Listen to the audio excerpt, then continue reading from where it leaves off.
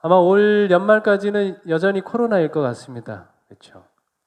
코로나19가 여러분 극복의 대상입니까? 어떤 대상입니까? 네? 이겨내야 하는 대상인가요? 뭐 이제 이겨내기를 이제 포기하기도 한 것처럼 이제 위드 코로나 이런 이야기도 좀 하고 그렇게 지내고 있습니다. 그런데 참 이 코로나19 시간을 보내면서 너무나 힘든 것 같아요. 먹고 살기도 힘들어지고 특별히 우리 목사님으로부터는 우리 성도님들도 많은 어려움을 겪으신다라고 이제 말씀하셨는데 도시 같은 경우는 3040 세대들이 아주 직격탄을 맞아서 매우 좀 힘들어 하고 있습니다. 또 신앙도 힘들어진 것 같습니다. 그래서 빨리 우리 대부분의 성도들이 빨리 이 코로나가 끝났으면 좋겠다. 빨리 백신 맞고 이 치료제 개발돼 가지고 이 코로나 걱정 없이 살았으면 좋겠다. 이런 생각을 좀 하고 있습니다. 그러다 보니까요.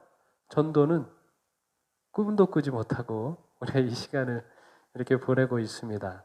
작년에 우리 서정환 앞에 이렇게 통계를 보니까 침례자 수가 한 절반 정도 이렇게 줄었습니다. 뭐 그럴 수밖에 없었겠죠. 전도도 힘들고 교회 모일 수도 없으니 또 교회에서 침례 주는 일도 또 드물어지게 되고 그런 현상이고 작년 그 겨울인가요? 겨울에 2.5단계 올라갔을 때는 서정 하나 전체의 안식일에 교회 나오는 숫자가 얼마나 될까 이렇게 추정컨대는 한 2천에서 3천 정도 이렇게밖에 안 되더라고요. 우리가 16,000명 정도가 이제 평균 출석생인데 그런 상황이라는 것을 좀 발견하게 됐습니다. 자, 이런 상황인데 우리가 코로나19를 좀 어떻게 이길 수 있을까요? 어떻게 하면 이겨낼 수 있을까요? 제가 모든 것에 대한 정답을 드리는 것은 아니지만 우리가 한번 어떻게 이기는 방식을 좀 함께 생각해 보면 좋겠다 생각이 듭니다. 사무엘상 17장 37절로 40절까지 있는 말씀을 우리가 좀 함께 읽겠습니다. 사무엘상 17장 37절로 40절. 제가 홀수절을 읽고 여러분들께서 짝수절을 읽어주시면 고맙겠습니다. 또 다윗이 이르되 여호와께서 나를 사자의 발톱과 곰의 발톱에서 건져내셨은즉 나를 이 블레셋 사람의 손에서도 건져내시리이다. 사울이 다윗에게 이르되 가라 여호와께서 너와 함께 계시기를 원하노라. 이에 사울이 자기 군복을 다윗에게 입히고 노투구를 그의 머리에 씌우고 또 그에게 갑옷을 입히매 다윗이 칼을 군복 위에 차고는 익숙하지 못하므로 시험적으로 걸어보다가 사울에게 말하되 익숙하지 못하니 이것을 입고 가지 못하겠나이다 하고 곧 벗고 손에 막대기를 가지고 시내에서 매끄러운 돌 5을 골라서 자기 목자의 제구 곧 주머니에 넣고 손에 물매를 가지고 블레셋 사람에게로 나아가니라. 아멘. 너무나 잘 아는 이야기죠. 이 말씀을 좀 풀어가기 전에요. 김동호 목사님이라고 여러분 아실 수도 있는데 일반 개신교회에 있어서 매우 좀 존경을 받는 목사님입니다. 그분이 이제 수년 전에 이제 암에 걸리셨어요.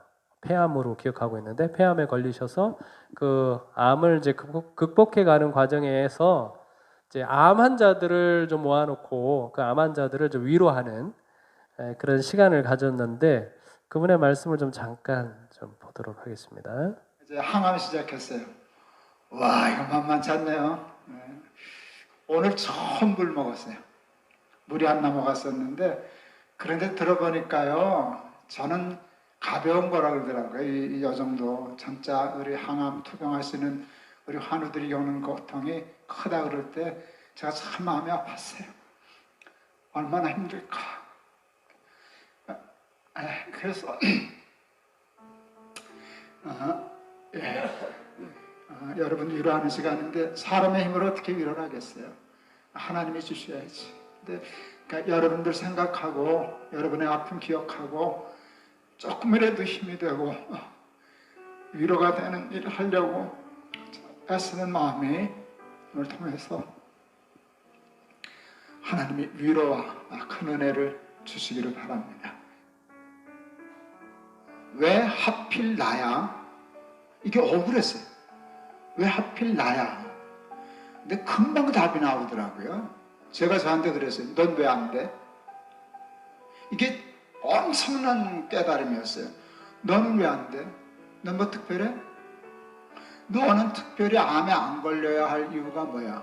암에 걸린 사람은 너만 못해서 걸려? 여러분, 이 깨달음이 제가 이 암투병 하면서 하는데 굉장한 평안을 주었어요. 억울하지 않았어요. 그건 억울한 일이 아니니까. 하나님 앞에 원망할 일 없어요. 우리가 죄 짓고 타락한 세상에서 억울해진 환경 속에서 누구나 이렇게 랜덤으로 걸릴 수 있는 일이니까. 예수 믿는 사람이 부자일까요? 안 믿는 사람이 부자일까요? 사람 나름이라고요. 예수 믿으면 뭐 부자 되고 예수 믿으면 어쩌고 그러는 게 있는데요. 이렇게 목사가 얘기해도 되는지 모르겠지만 저는 그 일종의 사기 같아요. 그건 무당하는 소리죠. 예수 믿는데 가난한 사람 있어요? 당연히 있죠. 안 믿는 사람 중에는 부자 없지요? 많아요.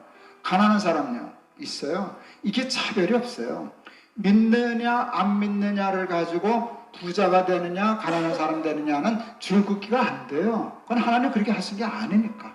그러나 예수 믿는다 아니면 이 집에는 비 오고 이 집에는 비 안 오고 이런 건 없어요.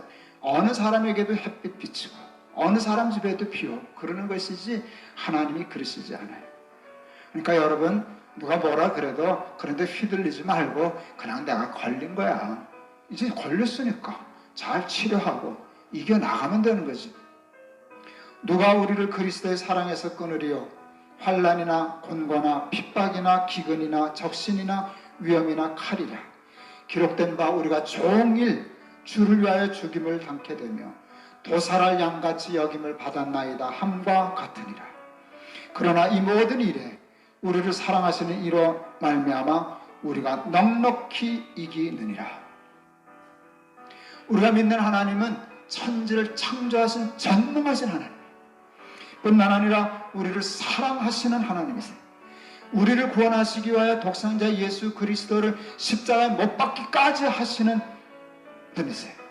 그 사랑, 그 능력에서 우리를 끊어낼 수 있는 건 세상에 아무것도 없어요. 환난도, 곤고도, 핍박도, 기근도, 적신도, 위험도, 칼도, 그리고 암도. 네, 제가 이 영상을 보면서 너무나 큰 감동을 받았습니다. 우리가 각자 개인마다 다 겪는 어려움들이 있거든요. 그 어려움들 당할 때마다 우리가 하나님께 이런 비슷한 질문 하잖아요. 왜 접니까? 왜 하필 접니까? 이런 질문을 하게 되는데, 이 김동우 목사님 말씀하신 것처럼 왜 너는 안 돼?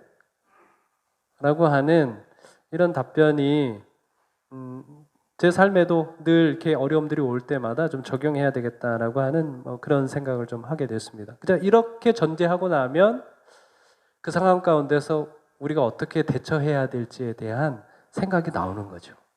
자, 코로나 상황 같은 경우는 어느 누구도 이런 질문을 할 수가 없는 것이죠. 왜 하필 접니까? 라고 질문을 할 수 없어요.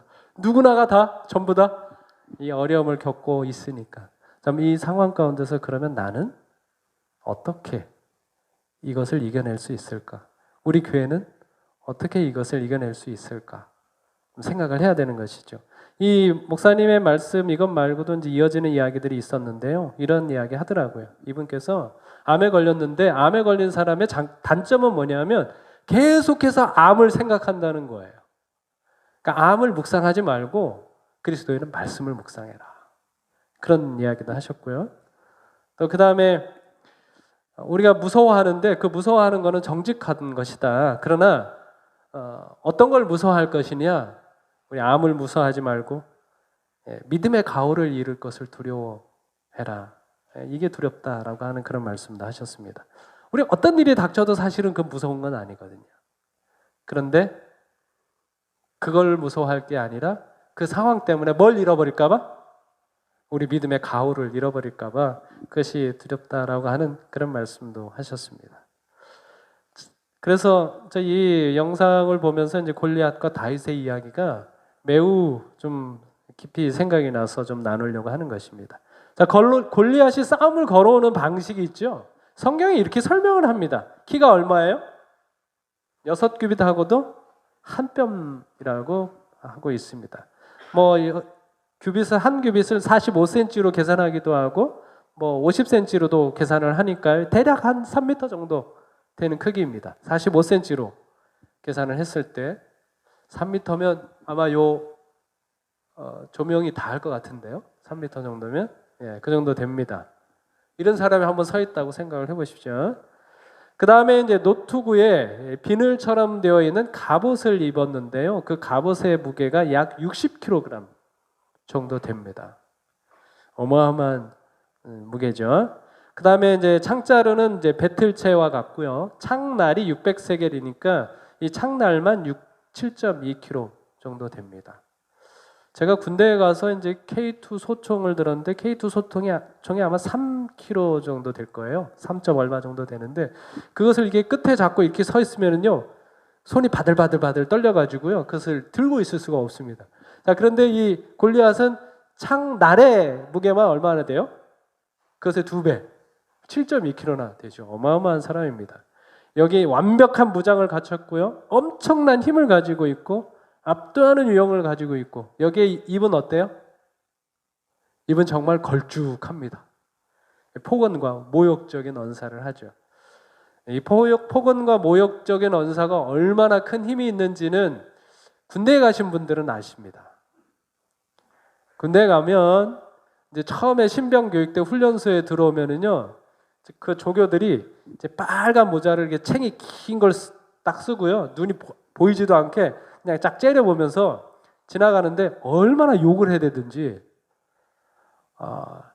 욕도 그냥 보통 여기 지금은 아마 욕하면 아마 안 될 겁니다. 근데 이제 저 있을 때는 막 10원짜리 20원짜리 해가지고 얼마나 욕을 하는지 몰라요.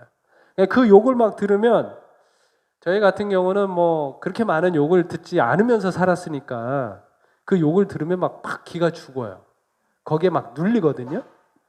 그래서 실제로 이제 사무엘상 17장 11절에 보면 사울과 온 이스라엘이 이 말을 듣고 어떻게 됐다고요? 놀랐다고요. 이게 히브리 말 뜻으로는 산산이 부서졌다, 이런 표현을 하고 있습니다. 그 말 자체가 어때요? 그 말 들으면서 막 마음이 부서지는 거예요. 겁에 질리고 그런 상황이 되는 것입니다. 골리앗이 이렇게 좀 싸움을 걸어옵니다. 자, 이렇게 세상이 우리를 향하여 싸움을 걸어오고 있을 때요, 그럼 우리가 어떻게 대응을 하면 좋을까요? 이렇게 싸움을 걸어올 때. 자, 여기에 대응하기 위해서요, 사울이 찾는 싸움의 방식이 있습니다. 두 가지로 좀 요약을 할 수 있는데요. 사무엘상 17장 33절에 보면 사울은 어떻게 했는가 하면 누구를 찾아요? 골리앗과 견줄 만한 용사를 찾습니다. 그런데 뭐 신장으로 보면 아마 사울이 그 당시에 있는 이스라엘 백성들보다 이제 머리 하나쯤은 더 크니까 가장 컸을 거예요. 사울이 찾은 것은 아마 기술적인 면에 있어서 저 골리앗을 압도할 용사를 찾았겠죠. 그러나 그런 용사가 없습니다. 그 다음에 이제 두 번째는 뭘 찾아요? 골리앗과 견줄 만한 무기를 찾습니다. 38절로 39절에 보면 골리앗과 싸움을 싸우기 위해서 다윗에게 적어도 뭘 갖춰야 된다? 무기를 갖춰야 된다. 갑옷도 입히고 그가 쓰던 칼을 쥐어줘서 싸워서 이기라 라고 이렇게 제안을 하고 있죠.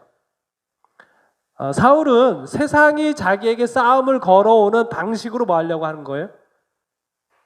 그런 방식으로 싸워서 이겨보려고 하는 것입니다. 어떻게 좀 가능한 방법일까요? 여러분, 근데 우리가 대부분 그렇게 싸웁니다.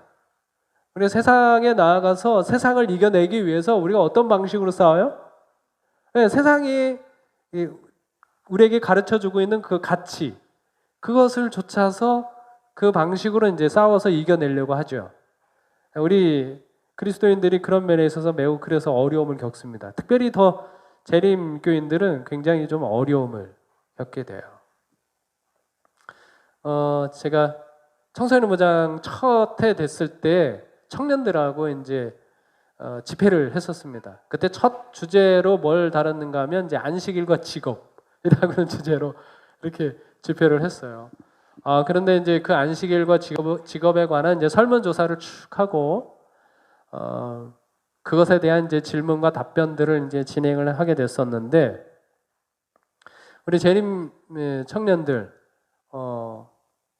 이제 안식일에 이제 시험이 있다, 직장 면접 시험이 있다.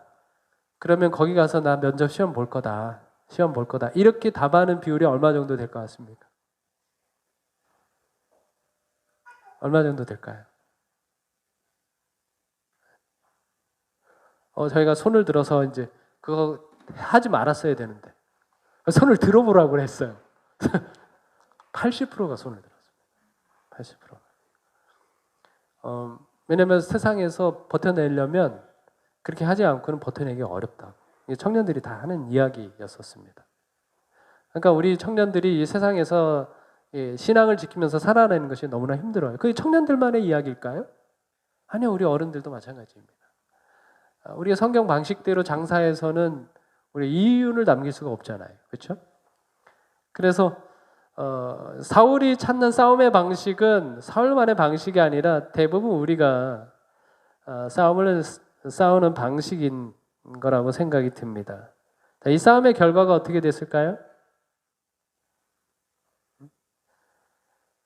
다윗의 말에 의하면 살아계신 하나님과 그분의 군대가 뭘 당해요? 모욕을 당했습니다. 그래서 다윗이 오기 전부터 모욕을 당했고요. 다윗이 온 이후에도 계속해서 이스라엘 백성들과 사울은 모욕을 당했습니다. 이겨낼 수가 없는 상황이죠. 자, 이런 상황에서 다윗이 등장을 했는데요. 다윗은 어떻게 좀 대응을 했나 보도록 하겠습니다. 분당에 이제 만나교회라고 하는 곳에 이제 김병삼 목사님이 계신데요. 그 목사님이 이제 기독교 타임즈 칼럼을 하면서 이 다윗과 이제 골리앗에 대한 그 싸움 이야기를 하면서 이분이 어떻게 좀 이야기를 했는가 하면 이것은 능력에 관한 것이 아니라 싸움의 방식에 대한 문제일 때가 많습니다. 이렇게 얘기했습니다. 자, 그리스도인이 세상을 대해서 싸움을 할 때 우리가 지거나 이기거나 하는 것은 능력 차이 때문에 그런 게 아니다. 뭐 때문이다? 싸움의 방식 때문이다. 이런 이야기를 했습니다. 전적으로 동의합니다. 네. 능력 있는 사람은 이기고 능력 없는 사람은 지고 그러나요? 아니요. 그리스도인들은 어떻게 싸우냐에 따라서 이길 수도 있고 질 수도 있다라고 하는 생각을 갖게 됩니다. 여기 보시면 다윗이 칼을 군복 위에 차고는 그 방식은 익숙하지 못해요. 그렇죠? 시험적으로 걸어보다가 사울에게 말하되 익숙하지 못하니 이것을 가지고는 내가 싸우지 못하겠다라고 하고 손에 막대기를 가지고 시내에서 매끄러운 돌 5을 골라서 누구 제구에? 자기 목자의 제구, 곧 주머니에 넣고 손에 물매를 가지고 블레셋 사람에게로 나아가니라. 이렇게 이야기하고 있습니다. 자, 사울이 다윗에게 알려주고 있는 그 싸움의 방식은 다윗에게 익숙한 방식이에요? 아니요, 익숙하지 않아요. 그래가지고 다윗은 뭐 했는가 하면 그것을 벗어버렸습니다. 이거 가지고는 안 된다. 그는 그래서 어떤 방식을 씁니까? 자기에게 익숙한 방식으로 싸우려고 하는 것이죠. 자기에게 익숙한 방식이 무엇인가 우리 하나씩 좀 살펴보려고 하는데 여기서 좀 여러분들에게 질문 좀 하나 하도록 하겠습니다. 제가 이제 이 다윗의 이야기를 읽을 때마다 늘 궁금했던 게 그거예요. 다윗은 왜 돌 5개를 골랐을까요? 돌 5개. 만약에요, 이거 사실은 이 싸움에서 돌 몇 개 썼어요? 딱 1개 썼습니다. 자, 그러면 이제 성경을 기록하는 기자가 굳이 다윗이 돌 5개를 주었다라고 하는 이야기를 쓸 필요가 있을까요? 없을까요? 저는 없다고 생각합니다. 돌 여러 개를 주었는데 그 중에 하나로 맞춰서 그냥 골리앗을 넘어뜨렸다. 이렇게 이야기하면 되는데 굳이 다윗은 돌 5개를 골라서 이렇게 주머니에 넣었다. 이렇게 언급을 하고 있어서 이게 굉장히 궁금했습니다. 그리고 어디서 골랐대요, 돌을? 시내에서 골랐대요. 그래서 제가 이제 그 성지 순례를 가서 다윗이 있었던 그곳에 갔는데 뭐 시내가 잘 보이지가 않습니다. 시냇물이 흐르는, 언제는 흐르고 언제는 흐르지 않고 그러겠죠. 그러니까 우리나라처럼 매번 이렇게 돌이 이렇게 시냇물이 흘러가면 돌이 깎여가지고 뭐 부드러운 돌이 필요해서 이제 골랐다 이렇게 얘기할 수 있지만 이건 뭐 시내가 뭐 이렇게 우리나라처럼 물도 많은 것도 아니고 있는지 없는지 찾아볼 수도 없고 그런데 굳이 거기 가가지고 돌을 이렇게 5개 골랐다 이렇게 기록을 하고 있어서 그게 궁금했습니다. 여러분 왜 그럴 것 같습니까?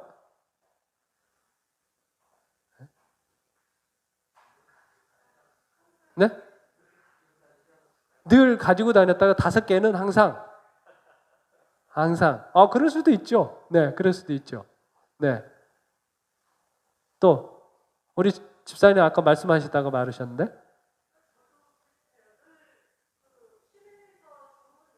네. 매끄러운들이 익숙하니까 예, 좋아요, 좋아요. 네. 저는 이제 이거 이제 묵상을 하면서 두 구절이 좀 생각이 났습니다. 하나는요 시편에 있는 이야기가 생각이 났어요. 다윗은 복 있는 사람에 대한 설명을 하면서 어떤 이야기를 했는가 하면 복 있는 사람은 그 율법을 주야로 뭐하는 사람이다? 묵상하는 사람인데 그 율법을 주야로 묵상하는 사람은 마치 시냇가에 심은 나무와 같다 이런 이야기를 했습니다. 다윗이 시냇가를 많이 보았는지 뭐한지는 잘 모르지만 그는 하나님의 말씀을 열심히 묵상하는 사람은 어디에 있는 사람 같아요? 시냇가에 있는 사람 같아요. 나무와 같아요. 그리고 그런 의미에서 다윗은 굉장히 하나님의 말씀을 주야로 묵상하는 사람이었겠죠. 그럼 이 전쟁터에서 어떤 말씀을 약속으로 붙잡으면 좋을까 생각을 했겠죠. 그래서 저는 레위기 26장 8절에 있는 말씀이 다윗에게 약속이 되지 않았을까라고 하는 생각을 합니다. 레위기 26장 8절에 보면 왜 저기 이렇게 이방 민족이 쳐들어왔을 때 그 승리하는 그 약속을 주시면서 어떻게 말씀하고 있는가 하면 또 너희 5이 100을 쫓고 너희 100이 만을 쫓게 될 것이다 라고 하는 그런 말씀이 있어요. 5명에서 얼마를 쫓아요? 100명을 쫓아내요. 그 약속이 있어요. 그래서 저는 아마 다윗이 그 시냇가에 가서 하나님의 율법을 묵상을 하면서 그 말씀 속에 5이 100을 쫓는다 라고 하는 이 약속이 있으니 내가 그 약속을 부중으로 믿고 돌 몇 개를 주운 거예요? 돌 5개를 주운 거다 라고 저는 생각을 합니다. 여러분 동의 안 하셔도 뭐 할 수 없어요. 근데 제가 이 말씀을 묵상하면서 이 구절들이 떠올랐어요. 이 약속이 다윗에게 용기를 주었구나 라고 하는 생각이 드는 것입니다.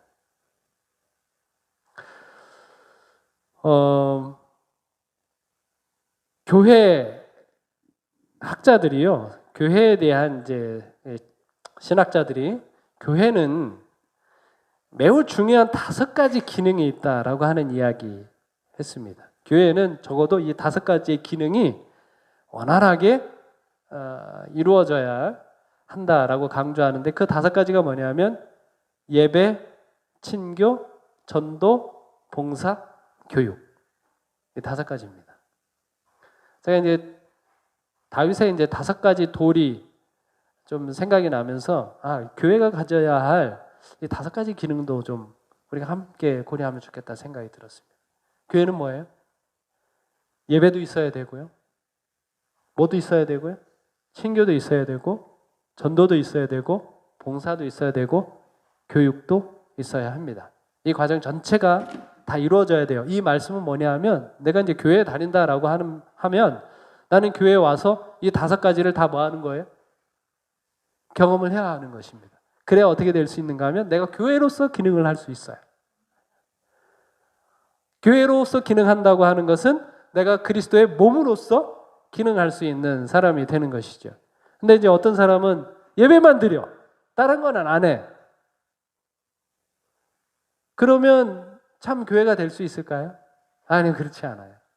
어떤 사람은 막 친교만 위해서 와요. 그래서 사업상 목적도 있고 인간관계도 있고, 이거 가지고는 우리가 진정한 그리스도인의 삶을 살아갈 수가 없습니다. 자, 그런데 우리가 이제 교회라고 하는 것이, 우리 성도라고 하는 것이, 우리 성도의 모임이라고 하는 것이 이 5가지 기능을 가지고 있으면, 이 중에 어떤 사람은 봉사를 통해서, 어떤 사람은 예배를 통해서, 어떤 사람은 전도를 통해서 자기 세상의 자아가 죽게 되고 그리스도께 나오는, 그리스도께 굴복하게 되는 그런 경험을 하게 되는 것이죠.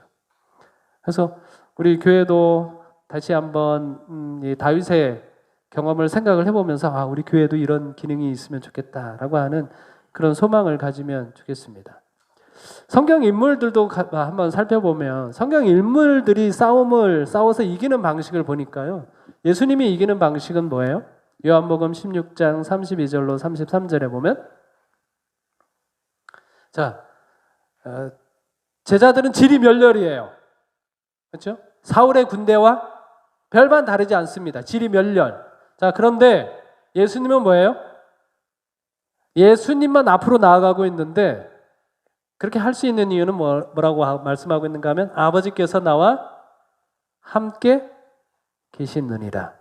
이것을 너에게 이르는 것은 너희로 내 안에서 평안을 누리게 하려 함이라. 이 세상에서는 너희가 환난을 당하나 담대하라. 내가 세상을 이기었노라 라고 말씀하셨어요. 예수님이 세상을 이기는 방식은 뭐예요?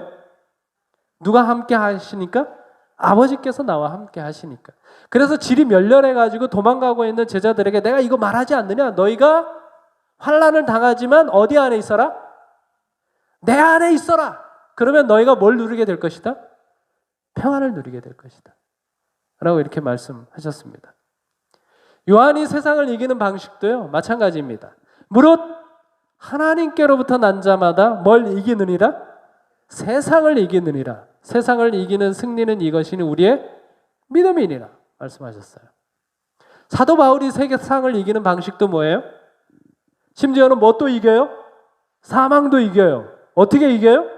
우리 주 예수 그리스도로 말미암아 우리에게 승리를 주시는 하나님께 감사하노니. 누구를 통해서? 예수 그리스도를 통해서 승리하게 된다라고 하는 이런 이제 말씀입니다. 그러니까 성경 인물들이 싸워서 이기는 방식은 공통적입니다. 다윗도 마찬가지예요. 다윗이 사무엘상 17장 37절에 나에게 익숙한 방법을 이렇게 소개합니다. 내가 세상과 싸워서 이기는 익숙한 방법은 이것이었다. 또 다윗이 이르되 여호와께서 나를 사자의 발톱과 곰의 발톱에서 건져내셨은즉 나를 이 블레셋 사람의 손에서도 건져내시리이다. 사울이 다윗에게 이르되 가라, 여호와께서 너와 함께 계시기를 원하노라. 아멘. 제가 이 말씀을 보면서요, 우리 이렇게 이야기할 수도 있잖아요. 막 사자하고 곰이 막 달려드는데 다윗이 막 물매를 던져가지고 뭐예요? 사자를 맞춰가지고 막 쓰러뜨리고 곰을 맞춰가지고 쓰러뜨리고 막 이기고 막 이런 경험이 많아요. 그러면 우리 뭐라고 얘기할까요? 우리 보통 뭐라고 얘기할까요? 왕이시여 내가 사자도 이겨보고 뭣도 이겨보고 곰도 이겨보고 한 경험이 있습니다. 그러니 내가 골리앗과 싸워서 뭐 할 수 있습니다? 이겨낼 수 있습니다. 이렇게 이야기할 수 있는데요. 다윗은 뭐라고 얘기하나요? 여호와께서 나를 사자의 발톱과 곰의 발톱에서 뭐 하셨은즉? 건져내셨은즉. 블레셋 사람의 손에서도 뭐 할 것입니다? 건져내실 것입니다. 다윗에게 익숙한 승리의 방식이 뭐예요? 내가 어떻게 해서 이긴 것이 아니라 하나님께서 자기를 건져내셨다는 것입니다. 질 수도 있는 그런 상황 가운데서 하나님께서 건져내셔서 이기게 하셨다고 그렇게 고백을 하고 있는 것이죠. 얼마나 감사한지 몰라요. 우리가 이런 고백, 신앙할 수 있는 그런 사람이 되면 참 좋겠습니다. 자, 그리고 정말 멋진 이야기인데요. 다윗이 이제 골리앗에게 나가면서 이 말 웃기지 않습니까? 자기가 들고 있는 건 뭔데요? 물매를 들고 있는데요. 그리고 한 손에는 뭘 들고? 왼손에는 막대기, 오른손에는 물매. 이렇게 들고 가는데 그 골리앗을 향해서 선포합니다. 내가 네 목을 어떻게 할 거라고? 내가 네 목을 쳐서 벨 거다. 이렇게 이야기합니다. 이게 말이 됩니까? 물맷돌을 던져서 막대기를 들고 가서 어떻게 골리앗의 목을 쳐요? 근데 다윗은 그렇게 이야기하죠. 그리고 결국 어떻게 합니까? 51절에 보면 골리앗의 목을 밟고 그의 칼을 빼서 그의 목을 쳐서 승리하는 모습을 보여주고 있죠.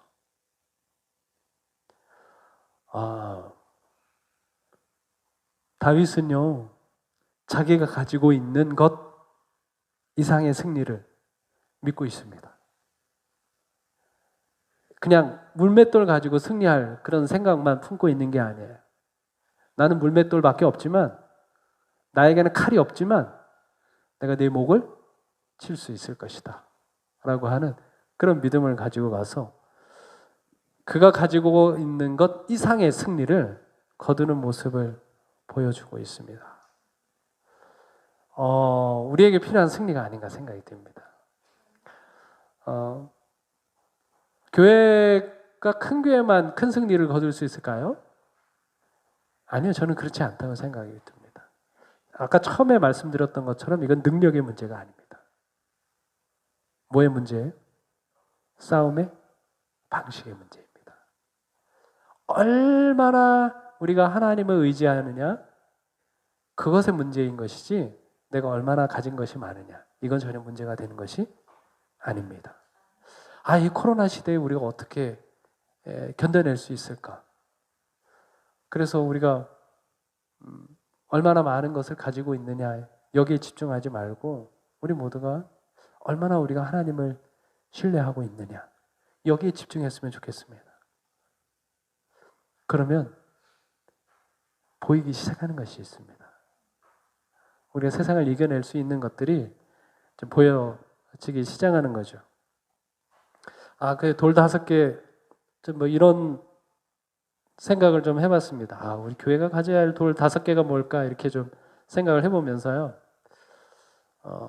요 5가지가 좀 이루어지면 좋겠다. 저 개인적으로, 여러분 교회마다 좀 다를 수 있습니다. 근데 적어도 이 3가지는 뭐 공통적이지 않을까 생각이 드는데요. 매일 말씀을 우리가 묵상하는 거. 또 매일 기도하는 거. 매일 전도하는 거. 이 결심을 우리 모든 분들이 좀 했으면 좋겠습니다. 특별히 우리는 그냥 매일 말씀을 읽고 매일 기도하는 것은 그냥 된다라고 좀 생각을 합니다.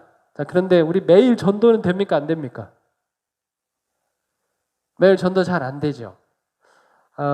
제가 한 분의 이제 경험을 들으면서 정말 큰 감동을 받았는데요. 이분은 하루에 30분에서 1시간을 항상 전도하는 시간으로 구별을 해놔요. 전도하는 시간으로. 구별을 해놔서 그 시간에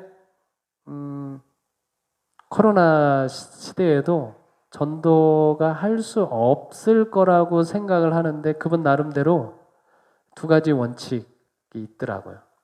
하나는 뭐냐면 지금 할 수 있는 일에 최선을 다하자. 그 다음에 이제 2번째로는 코로나는 언젠가는 끝나는데 그 끝날 때를 위하여 준비하자. 이 2가지 원칙을 가지고 코로나 시대에도 열심히 이제 그 구별된 시간을 보내요. 그 중에 그분이 보내는 시간이 뭔가 하면 자기에게 지인들이 있어요.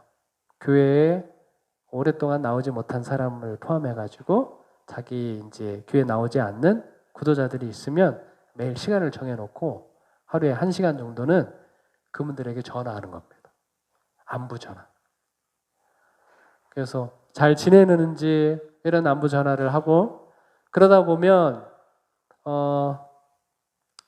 내가 너를 위해서 기도해 줄 건데 기도 제목이 뭔지 좀 이야기를 해달라라고 하면 자기가 지금까지 경험해 본 사람들 가운데 기도해 준다 그래가지고 네가 뭔데 나를 위해서 기도해 줘? 어? 나 예수를 얼마나 싫어하는데 네가 왜 나를 위해서 기도해 주냐고 이렇게 반응하는 사람은 한 사람도 없대요. 다 고맙다고 이야기를 하고. 그래서 자기가 기도하는 시간에 기도해 준다고 기도 제목을 이야기해 달라고 하면 언제든지 기도 제목을 이야기해 준다는 거예요. 그러면 이제 기도하다가 다음 시간이 되면 그 기도했던 것들이 어떻게 됐는지 물어보고. 그래서 그 코로나 기간에도요, 영혼들을 교회로 인도하는 일을 계속해서 하고 계셔요. 얼마나 놀라운지 모릅니다. 저도 그래서 이제 그분 이야기를 듣고 좀 올해는 좀 그런 결심을 했습니다. 그래서 올해는 저는 이제 1시간은 어려우니까 한 30분 정도는 안 믿는 사람 교회 안 다니는 사람하고 통화하자. 근데 생각보다요. 하루를 지나면서 안 믿는 사람하고 통화하는 일이 좀 많이 있던데요. 네. 그래서 그분들 이렇게 결심을 하고 나니까 그분들하고 전화하는 이렇게 말투가 좀 달라졌습니다. 말투가 분명히 좀 달라졌어요. 오늘 또 우리 정수기 설치하시는 분하고도 통화하고 하여튼 통화하고 이렇게 하게 되는데 내가 오늘 안 믿는 사람하고 통화를 하기로 했었는데 오늘은 이제 이분들이 나한테 전화를 해주는구나 뭐 이런 생각을 갖게 되니까 확실히 이제 대하는 게 많이 좀 달라지는 걸 느꼈습니다. 그리고 이제 제가 전에 있었던 이제 교회 그 앞에 이제 할머니가 계신데 일주일에 한 번씩 이렇게 좀 전화를 드립니다. 너무 좋아하시더라고요. 생각보다. 나는 교회 목사가 전화하면 싫어할 줄 알았거든요. 근데 뭐 이사를 갔지만 이사 간 이후에도 이제 일주일에 한 번씩 이렇게 전화를 드리니까 너무 좋아하셔요. 이분들이.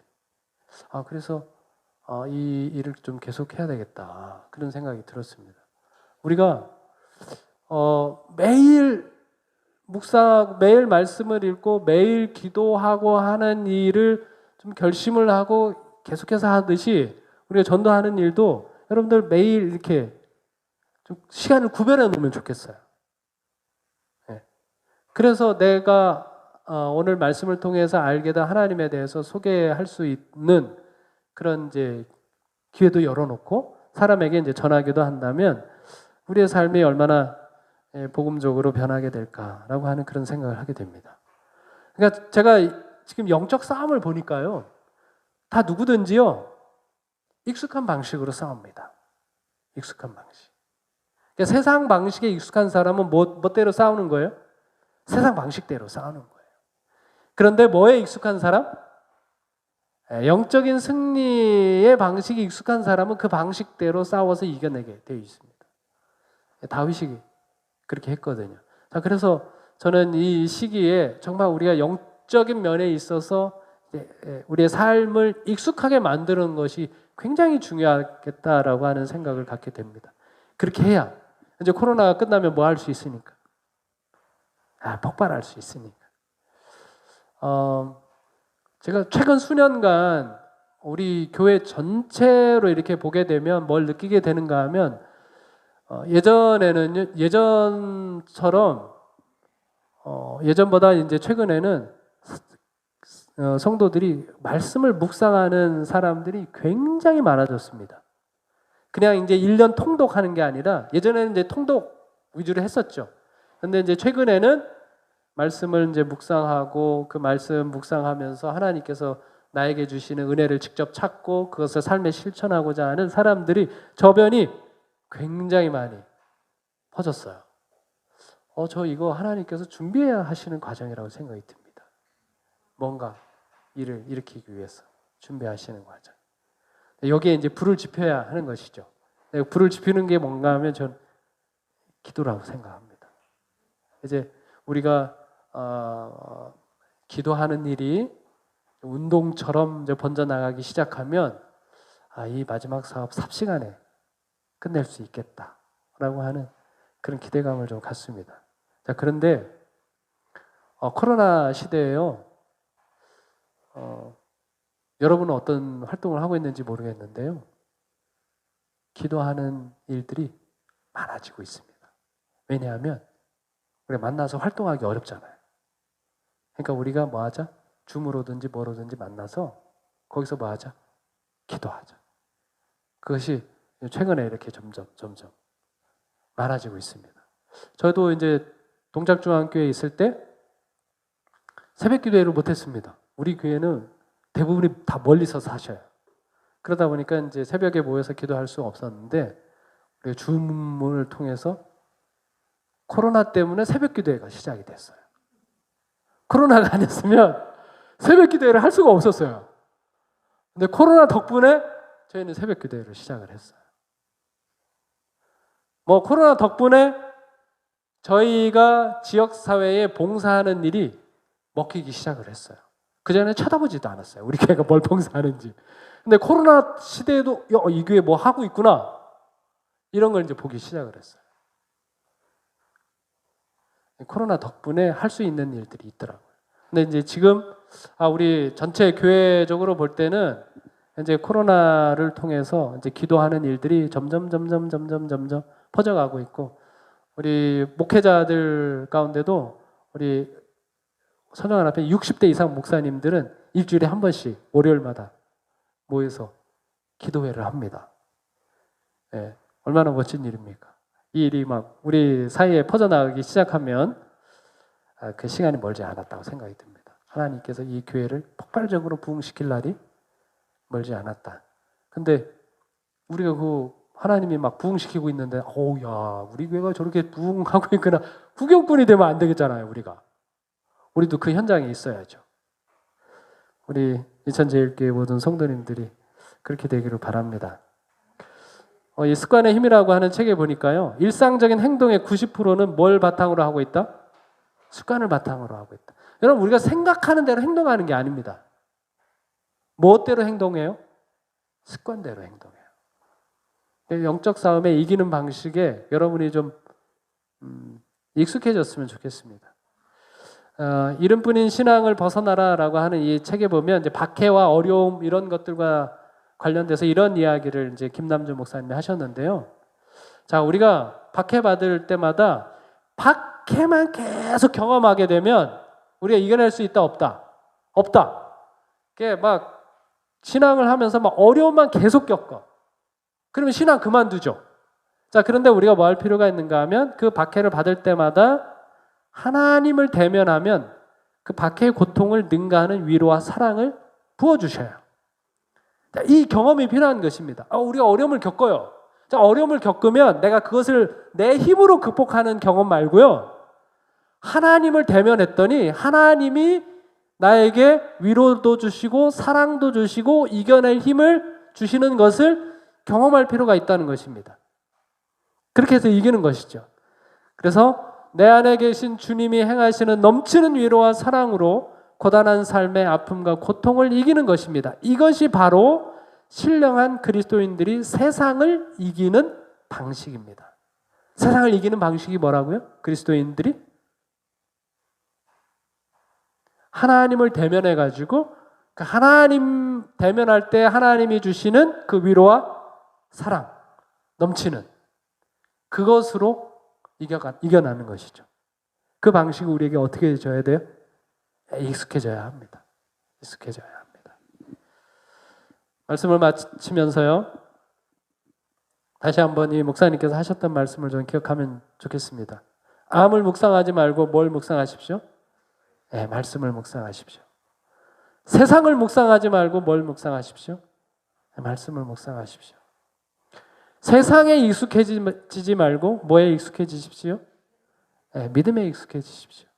세상의 방식으로 세상과 싸우려 하지 말고 믿음의 방식으로 세상과 싸워 이기십시오. 이 코로나 시기를 살아가는 우리 모든 성도님들이 여기 왼쪽 편 말고 오른쪽 편에 있는 이 상황에 모두가 익숙하게 되셔서 영적으로 이기는 것이 우리 이천제일교회 성도님들에게는 굉장히 익숙해지게 되기를 간절히 바라면서 말씀을 마치겠습니다.